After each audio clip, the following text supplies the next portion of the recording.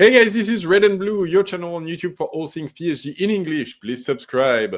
Today, we're starting another international week, another international break, however you want to call it. PSG is off for the next 2 weeks, and our players are, being split between being called up for international duty or, for the lucky few, resting, getting a chance to rest. Or for the not so lucky few, or not so lucky many, dealing with their injuries and staying behind to get back to full fitness. So I thought we'd do a little bit of like a who's doing what video, just so we've all got in mind like what players are doing and what to look up for. But first things first, PSG versus France, round 2. We're getting better at this because now we don't even need to wait for the games to have controversy. It's happening up front. So yesterday there was another bout of PR, back and forth and fight between PSG and the French national team. What happened is that Bradley Barcola had been called up for international duty with France, so he went there, saw the doctors of the French national team, who ultimately decided to let him go and not call him up and let him rest with PSG. But they issued a press release saying that Bradley Barcola, they decided to like let him rest because he's got. And I'm translating, so like it's not the exact quote, but like essentially saying like he's got a recurring injury to the thigh that started in the game against Atalanta.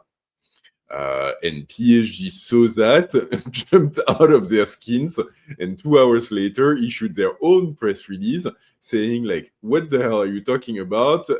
We sent you medical documents just before the game against Lille, and there was no such thing as a recurring injury. And the player is, tired but fine, essentially. And also, medical confidentiality. So stop saying things like this and just shut up. Honestly, like it's funny, not funny, because it's just like such a transparent like attempt by the French squad to create a little bit of drama, essentially saying that PSG isn't taking care of their players after they got called up for doing exactly the same in the last international break. And the reality is that like, yeah, it's not their place. Just like using something that would imply that there's a recurring injury, it's an issue because they don't follow the players year long and they don't have him around the clock, so they have no way of knowing that in effect. And so that would be an issue. And plus, like, it's not for them to say, they weren't there against Atalanta. So they don't know, when Barcola might have gotten injured. If he's injured, what happened to him, apart from the data and the information that PSG shared. So if PSG turns around and says, no, we didn't say that, well, technically they look like idiots. PSG also doesn't look great, but I think at this point, there's really no surprise in my mind that, we are playing players who are far from full fitness. We've seen it. I think Barcola, honestly, I'm surprised, not surprised, I guess, because he's not being the sharpest possible and the sharpest version of Barcola. But at the same time, he's been playing against Barcelona. He played against Lille. And even if he does look tired, he didn't look like he was playing with an injury.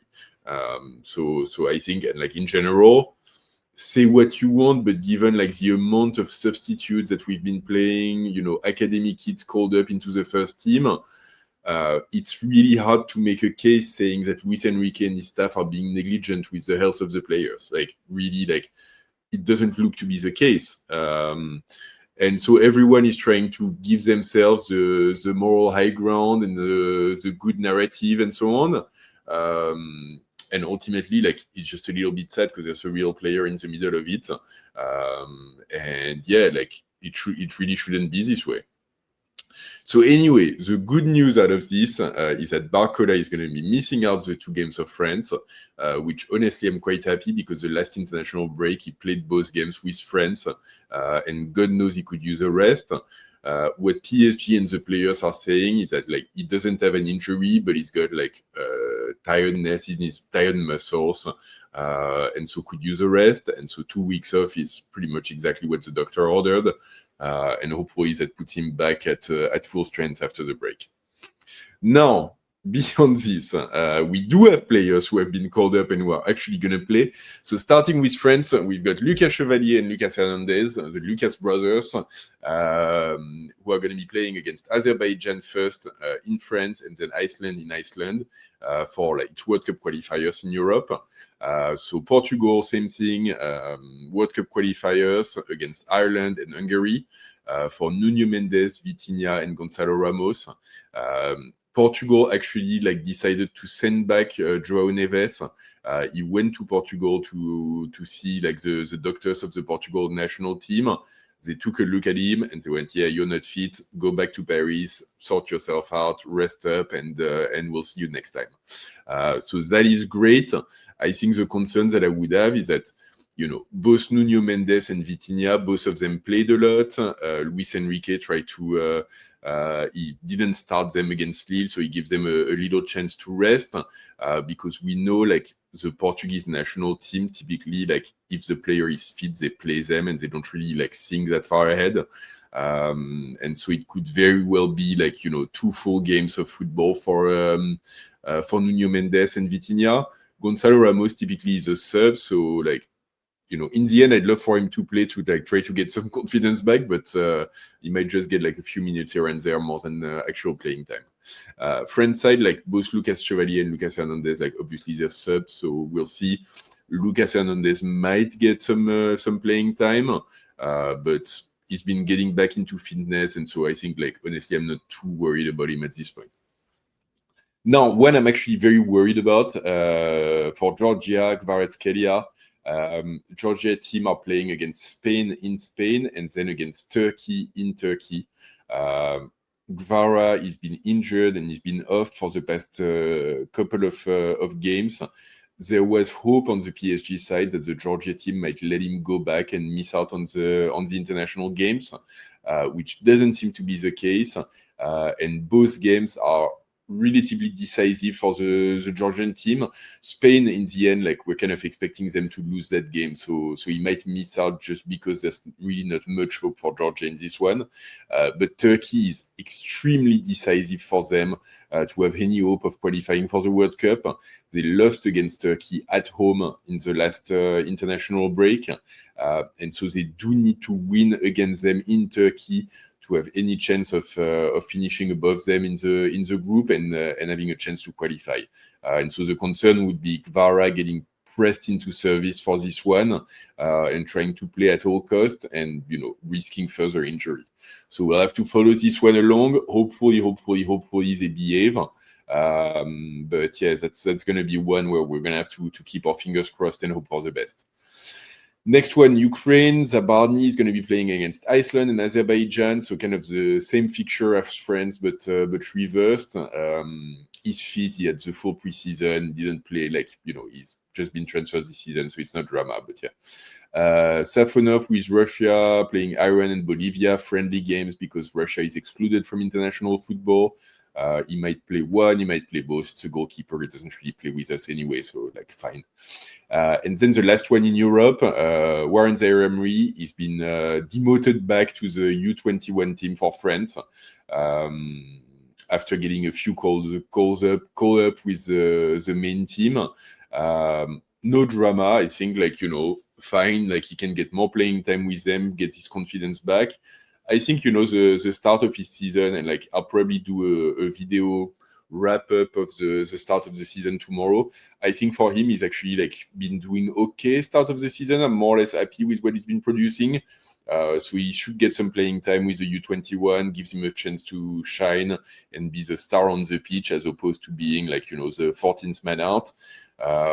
So fine, against Faroe Island and Estonia, you know, U21s both, obviously like not the superstar teams. Then rest of the world, Brazil, we've got Lucas Beraldo was called up. Marquinhos wasn't because he's injured. We'll get to that. They're playing friendly games in Asia against South Korea in Seoul and then against Japan. So big trip for the player, which is kind of annoying. We'll see if he gets some playing time. He's kind of fourth central defender.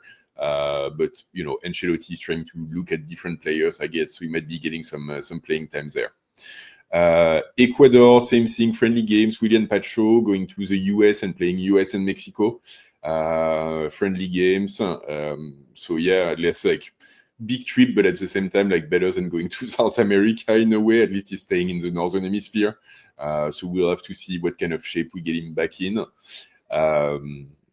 South Korea, Kang In Lee, like same thing as Brazil, like he's playing Brazil in Seoul, and then Paraguay as well, both friendly game, both in Seoul. And then finally, Morocco, Achraf Hakimi, they're playing Bahrain in a friendly in Morocco as a first game, and then going down to Congo for a World Cup qualifier, I want to say, but they're already qualified. So hopefully, like, obviously he's a very important player for them, but hopefully he can, like last time they managed his playing time really well. He only played one game out of the two. So, hopefully they can do the same thing here. Maybe like not have him play against Bahrain, so he's got a little bit of a rest, and like we'll see. We'll follow it up. So that's kind of the players who have been called up. And I guess, it leaves a lot of players who are injured or like nursing injuries. And who are expected for a lot of them to come back after the international break. So first, like our Ballon d'Or Dembele, he's been working on his recovery in Qatar, in the Aspetar Center in Doha for the past week. He's expected to come back to Paris, I think today, maybe yesterday. So like really, like if he hasn't already, like very, very soon. And, he's got and he's stated outright that he wants to be fit and he wants to be in the squad for the opening game after the break against Strasbourg. So that's really his target and what we're hoping for. Similar kind of timetable for Doué, who was, it like for a while we thought he might get back into the squad before the international break. I think no risk was taken. We haven't gotten a lot of information in terms of how his injury is evolving. But in this case, I'm going to say no news is good news and cross my fingers, and hopefully like he'll also be back in the squad after the international break. Same thing as well for Marquinhos. Marquinhos, he's missed the last couple of games as well, some muscular trouble. And yeah, from the get-go, it was stated that he'll be back after the international break. So hopefully he'll get back on the pitch soon and help the squad. Who else do we have? Fabian Ruiz wasn't called up with Spain for injury.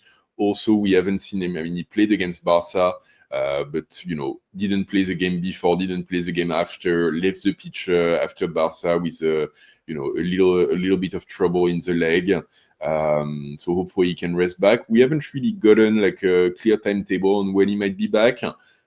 It might not be the first game because if it's muscle, it's like typically like 2-3 weeks minimum. So it might be a little bit tight, but hopefully we see him back. In midfield, we also have João Neves, who, like I said, didn't get got sent back by the Portuguese team. Same kind of situation. We don't have a very clear timetable, but it didn't look like it was a big thing. He was very close to making his return against Barcelona, and then at the last minute decided not to play in this game. The squad took no chance. The staff took no chance with him against Lille. My sense that he'll probably be back at the end of the international break, or like hopefully very shortly after as well. This is like critical player. And then the last one who we just heard on is Seny Mayulu. Who was supposed to go up and be called up with the U21 French team. And he actually went up, but got sent back, apparently injured. And so for him, like, he's gonna be resting and nursing his injury. We don't have a lot of details yet in terms of what injury he picked up, how bad is it, and how long it might take him to get back to full fitness. And so we'll have to see if PSG decides to communicate at some point. And yeah, hopefully, it's nothing too bad. And it's something that he can get back on full form pretty quickly. Yeah, apparently it's like a knock to the thigh that he picked up in the game against Lille, which doesn't sound too bad. And so, yeah, I'm trying to think of whether I'm forgetting anyone. I do not think so. It's a long list, so it's hard to keep straight. But I think we're good. Hopefully, that's a bunch of players that we're going to get back after the international break or shortly after. We're going to jump straight into it because we've got Strasbourg as our first game after the break, which is a tough one. Strasbourg is currently third in Ligue 1, and they've got a very talented squad. And then we've got a Champions League game in Bayer Leverkusen, which is, doable, but not like it's Champions League. So we've got to be to show some sort of strength as well. So anyway, for now, this is kind of what we have on this international break. Lots of players not participating, which is win for us, honestly, at this stage. Barcola out, fine by me, France and PSG can keep playing PR table tennis or whatever they might be doing. And in the meantime, if you've made it this far, please like this video. Let me know in the comment if there's any game or any players you're going to be following that you think are particularly interesting. I didn't see any Clash of the Titans game, which really caught my interest. Obviously, I'm going to be following it, but yeah, let me know what you think. And yeah, as always, if you haven't, please subscribe to the channel, hit the bell to get notified, and don't forget, ici c'est Paris!